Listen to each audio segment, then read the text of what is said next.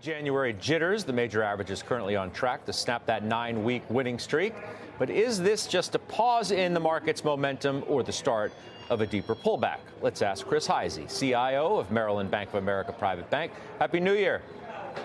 Happy New Year, Scott. Great to be here. So what is your outlook? Because I think you were pretty cautious through much of 23. Now we've turned the calendar. Have you turned your view?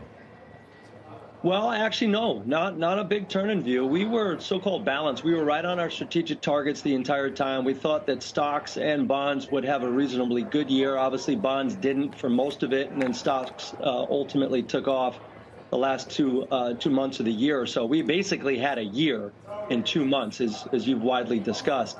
We've been balanced. What does that mean? It's fully invested. We picked our spots here or there. Sectors didn't work too well for most people, including us.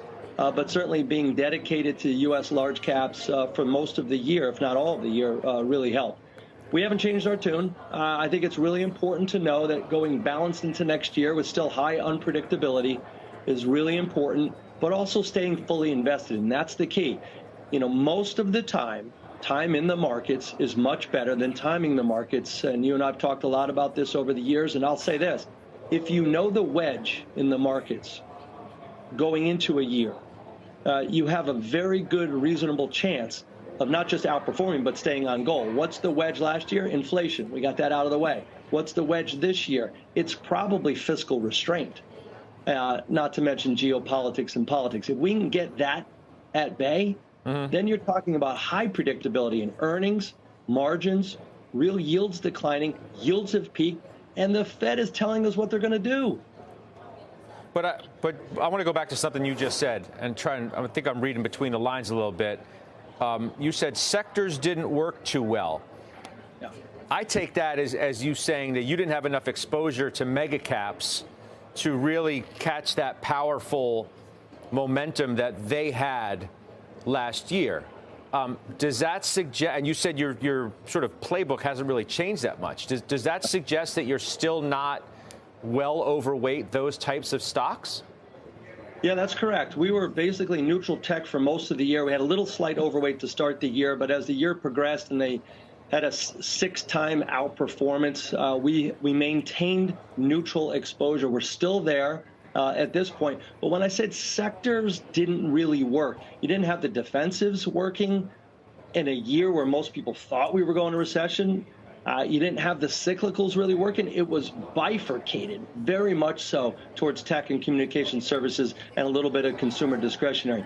But sectors are so diversified nowadays that using your normal sector rotation when you're late cycle or early cycle is now moving more towards what is the factor that's working in the market? Earnings momentum and high interest coverage. And we see that being the areas that are going to outperform again heading into 24 or I'm through trying to 24. figure, why aren't you more optimistic, though, right? If we've come for a pretty long way, right, from where the Fed was to where we are now and where they are, as we learned yet again from the minutes, right? The economy looks like it's progressing towards a soft landing.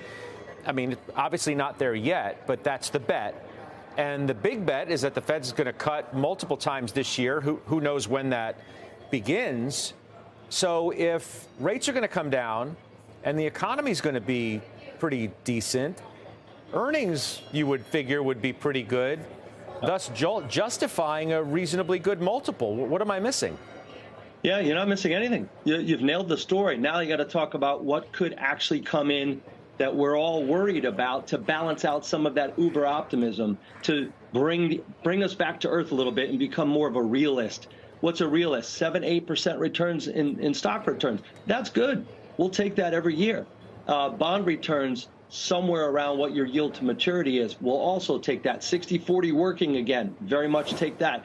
But balancing out by high geopolitical risk, U.S. political diversion also could be there. And then ultimately, do we really know what's going to go on with the debt maturity refinancings, particularly in commercial real estate? We don't know yet. We think it's going to be contained. But these are balancing acts and wild cards that could come and go throughout the year. But generally speaking, for the year, yeah, I would say we're optimistic.